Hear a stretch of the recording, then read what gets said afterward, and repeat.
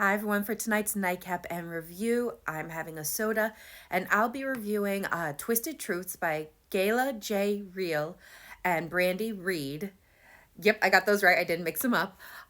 This is a book I received as an ARC, but of course I'm going to give my honest opinion.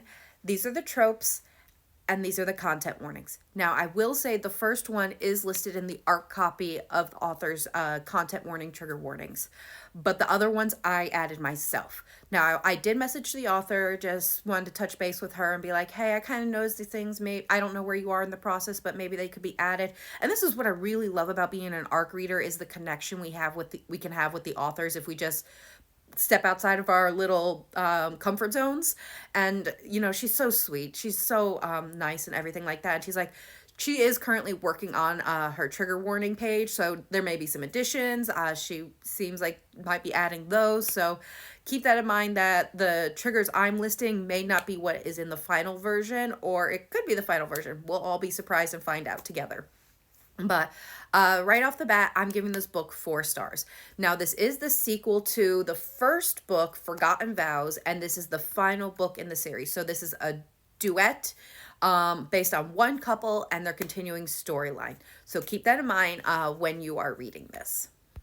So as I was saying, this is the second in the series. So this is the conclusion to Ben and Chelsea's story that continued from the first book.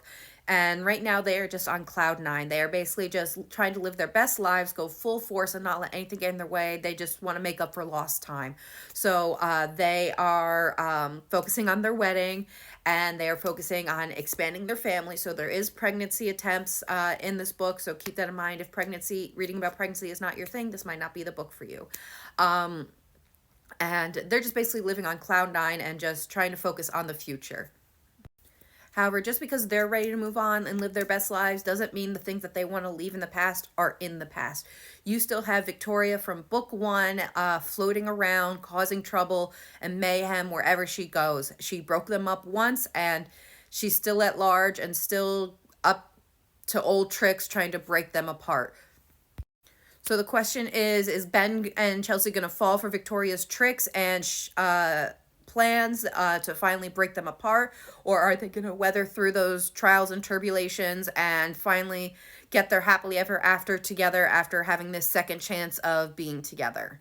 So this was a sweet book. I loved reading about their journey and the conclusion. The author left no hanging threads. Everything was closed out perfectly, and I loved how it ended. It was just what it was needed.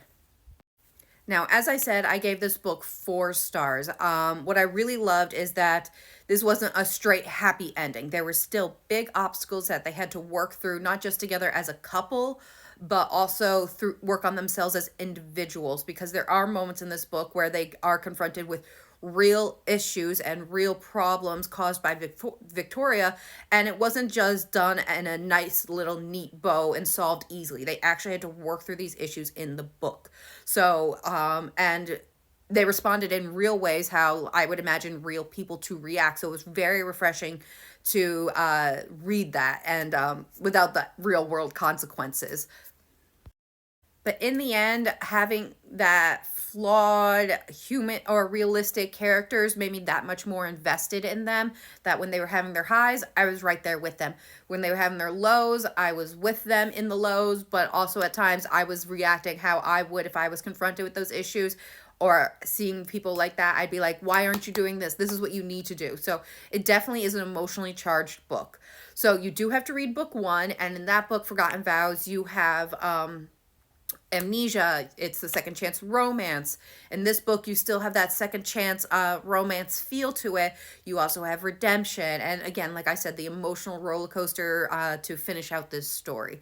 So I'm giving it 4 stars. This will be available February 14th, so if you're looking to have your heart broken and put together with this sweet story but still have some tiny dark elements, then this is the book for you, if that's how you want to celebrate Valentine's Day.